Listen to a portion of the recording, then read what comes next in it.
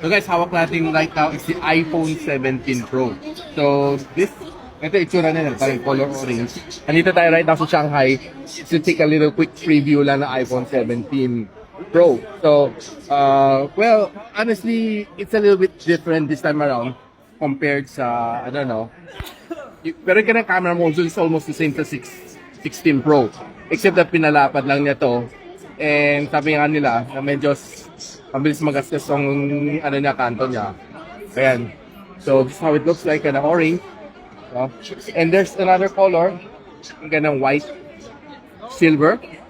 Meron pa siyang color blue, no? Which I'm not sure kung mahawakan natin.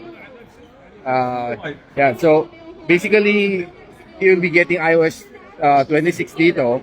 And sobrang smooth naman siya, no? Wala akong masasabi dito sa kanya. It's definitely a fast iPhone as expected naman.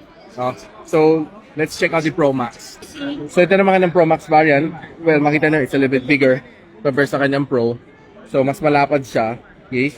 So, basically, malalaman naman natin yung full performance naman niya once makakuha naman tayo dito in the Philippines.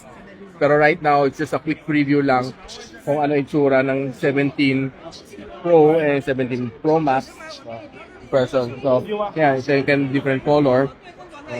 Tapos kung makita natin ito, ganito size difference silang dalawa. Yeah. Okay.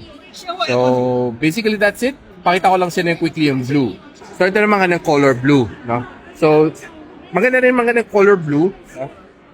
Ito ang ng color white. So, side by side para at least makita nila yung difference ng nila pagdating sa color. So, that's it for the iPhone 17 Pro and the 17 Pro Max.